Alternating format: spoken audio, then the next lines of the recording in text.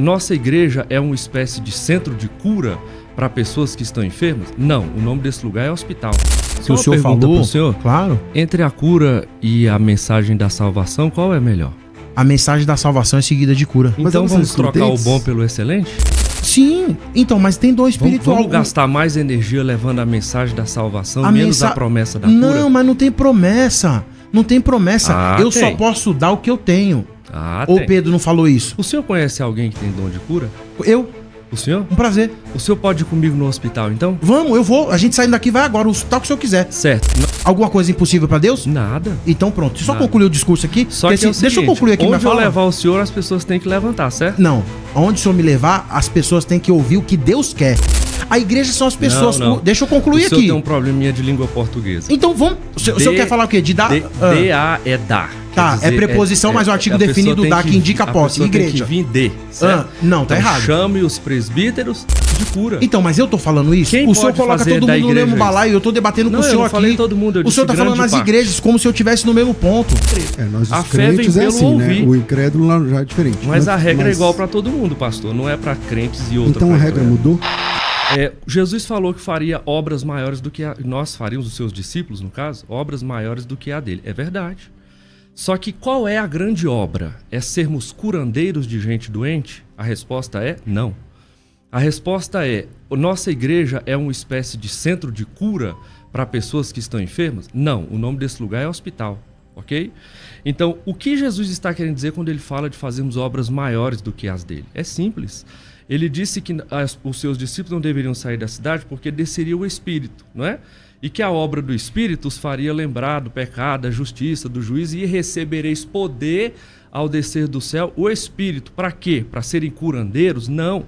Para serem minhas testemunhas, tanto em Jerusalém, quanto na Judéia e em Samaria, até os confins da terra. O testemunho é autenticado pelos milagres. A finalidade da obra de Cristo e dessa poderosa obra que ele realizaria é que nós seríamos grandes testemunhas dele. Então, como testemunhas, o povo saiu, os discípulos saíram. Se o senhor olhar, por exemplo, o sermão de Pedro, milhares se converteram. Qual foi a pregação que Jesus fez e que milhares de pessoas se converteram? Não há menos potência na pregação de Jesus, o que há uma promessa. Como é que é a pergunta que o senhor fez? A respeito? Da pregação que converteu milhares? A pregação de Jesus disse que nós faremos obras maiores do que a dele, certo? Sim. E o Espírito era o meio que nos garantiria esse poder para operar essas obras. Isso. E as obras que o Espírito veio para que nós operássemos não foram obras de cura, mas obras de serem minhas testemunhas. Mas não é disso que está tratando o texto, né? Porque assim, ó, o texto de Jesus, ele fala assim, ó, acreditem em mim, credes que eu estou no Pai, o Pai em mim. Credes ao menos pelos milagres, pelas obras. As obras que ele está vendo ali são sinais, né? Autenticam então, o fato da gente crer em Deus. Isso, é disso que ele está tratando. Isso. Os milagres que ele faz, aleijado, anda. Então, se você não crê no que eu estou falando, veja os sinais que eu estou mostrando e esses sinais autenticam o que eu estou falando. Isso aí. Então é isso que ele está falando. Okay. Aí na sequência ele fala assim, inclusive, vocês, aqueles que creem em mim, também farão esses sinais ainda mais ou maiores, porque eu vou para junto do Pai. Não está falando que a igreja também tem essa... mostra esses sinais para que as pessoas creiam no Evangelho? Não é disso? O princípio, pastor, é que a gente precisa interpretar a parte à luz do todo e não o todo à luz da parte. Então, eu preciso olhar para a grande história das Escrituras para entender esta parte, porque a grande história é o todo. Qual é a grande história? As Escrituras não é um livro sobre nós resolvermos problemas de doença. Ela é um livro sobre Deus resolvendo o problema do pecado. Inclusive, que é fazer alguém entrar no céu. Concordamos. Acho que ninguém discorda disso. Porém, para fazer isso, ele também cura pessoas, certo? Também cura. Não também é o principal, cura. mas existem também curas. Cura. Mas e essas curas, ele não está dizendo que a igreja que vai vir depois dele, porque ele fala assim, vocês farão obras maiores que essa, porque eu vou para junto do Pai. Então não está falando só daquele círculo. Então concordamos que as obras dele são curas. Mas não está dizendo, Jesus não está garantindo que a igreja viveria isso, vivenciaria curas. Com certeza. E a gente não vivencia? Então o assunto aqui é curas, né? Você tinha dito que não é. Mas a gente não vivencia cura? O tempo todo. Então, elas autenticam o que a grande mensagem das Escrituras estão nos mostrando. O quê? que o nosso Deus é poderoso para curar a carne, para curar a alma e para curar perfeitamente uma pessoa a ponto de glorificá-la, ou seja, de fazê-la nova e perfeita, como perfeito e novo era Adão no Jardim do Éden. Okay. Então, o problema disso tudo é que o seguinte, a grande obra da igreja e dos discípulos está sendo apagada, ofuscada por essa ideia de que nós precisamos de gente com dom de cura e de que a gente precisa buscar estas curas e levar as pessoas doentes a essa igreja a qualquer custo, em qualquer tempo, porque esse é o grande negócio. E muita gente já descobriu que esse é o grande negócio, no ponto de vista financeiro. Todo continuista pensa assim? Olha, eu não posso dizer todo porque eu não conheço todos, né? Mas eu diria que grande parte. É meio generalizada, né? Eu entendo que grande parte. Pastor Paulo. Bom, a grande questão aqui é o seguinte... João capítulo 10, versículo 12, ainda pegando o canal aqui, quando ele fala assim, obras maiores, a palavra no texto aqui é misona, num grego mais antigo é meizona, é um adjetivo neutro acusativo no plural. O que é um adjetivo? Do jeito que o senhor fala, parece que eu não sei nem interpretar, né? Isso que eu estudei grego e exegese e não valeu nada do que eu estudei. Mas um adjetivo... ele vai qualificar a pessoa que recebe esses dons. As obras maiores, elas são, primeiro, que obras são essas no contexto disso? Eu falo de contexto, né? Primeiro tem cura. Depois você tem as palavras, porque Jesus falava. E quando ele falava, existia cura. 2. Terceiro, sinais. Jesus tinha vários sinais. 4. Maravilhas. 5. Prodígios. Então, pelo menos 5 pontos iniciais seriam maiores. Eu sei que a gente não está fazendo 1% do que Jesus fazia. E, na verdade, vai ser até difícil de realizar. Mas Jesus comissiona e dá autoridade para que essas pessoas que vieram depois que ele fosse para o céu... claramente atrelada à igreja, realizaria esses milagres, teriam essa qualidade, porque adjetivo denota qualidade. Agora o senhor está dizendo também que a pessoa não deve procurar os dons. Desculpa, mas se o apóstolo Paulo estivesse aqui nos dias de hoje, ele ia totalmente contra aquilo que o senhor está dizendo. Ele fala para buscar os dons espirituais, os melhores dons espirituais, inclusive, e que Deus tem interesse em distribuir os dons espirituais. Em 1 Coríntios capítulo de número 12, versículo de número 11, ele diz assim: todas estas coisas, porém, são realizadas pelo mesmo e único Espírito, e ele distribui individualmente.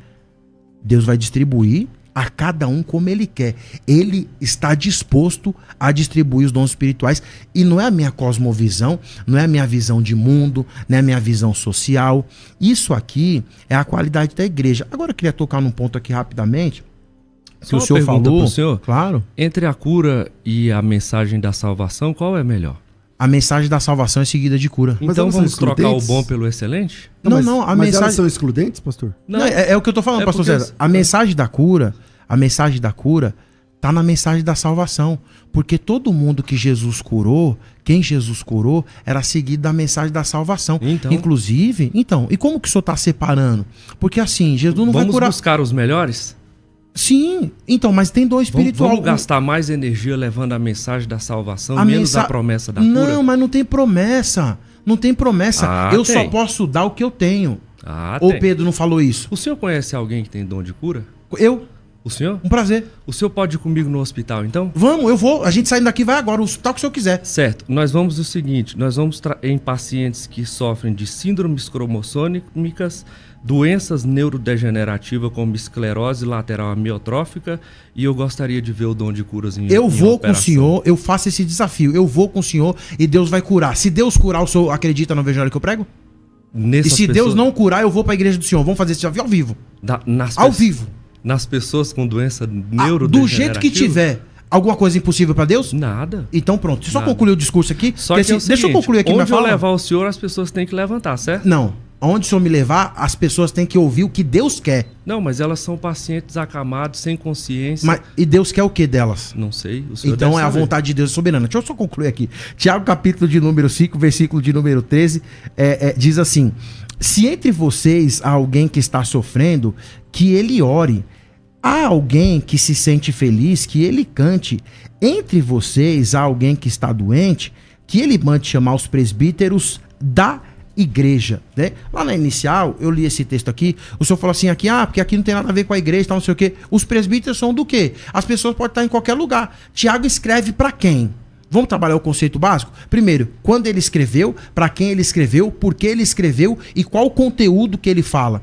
Se ele está falando dos presbíteros da igreja, é claro que o contexto é a igreja. A igreja são as pessoas. Não. Deixa eu concluir aqui. O senhor tem um probleminha de língua portuguesa. Então vamos. O senhor quer falar o quê? De dar? DA é dar. Tá, é preposição, mas o artigo definido dá que indica a posse. Igreja. Tem que vir de, certo? Não, tá então, errado. Chame os presbíteros da igreja. Tá, e o presbítero da igreja é o quê? Eles venham. Certo. Okay? E não chame, leve as pessoas para os Tudo bem, eu tô falando de trazer. Igreja. Eu tô falando de trazer, não é igreja. Na é Deixa eu ensinar o senhor a interpretar. Okay? A preposição. A diferença é grande. Deixa eu posso ensinar o senhor a interpretar? Pra lá, outra mas é vir de lá aí a gente pra cá. tá deixa eu fora- falar. Calma aí, a gente tá fora do tema, né? E aí Então, o pastor, tempo mas tá ele tá falando acabando. que eu não sei interpretar, eu vou colocar a preposição que ele tá falando que eu errei. A preposição de mais o artigo definido da, de mais a é da, certo? De mais o é do, que indica a relação genitiva de posse. Ele é da de igreja. quem é os presbíteros da Da igreja? igreja. Tá relacionado à igreja ou não tá? Tá relacionado. Então pronto, o senhor falou Chame-o que eu de errei. lá. É só isso. Não leve-o para lá. Porque as igrejas, especialmente pentecostais e neopentecostais, em grande parte, se tornaram grandes centros de cura. Então, mas eu tô falando isso? Quem O senhor pode coloca fazer todo da mundo no mesmo igreja balaio, eu tô debatendo Não, com o eu senhor não aqui. falei todo mundo, eu o disse senhor tá falando grande nas parte. igrejas como se eu estivesse no mesmo ponto.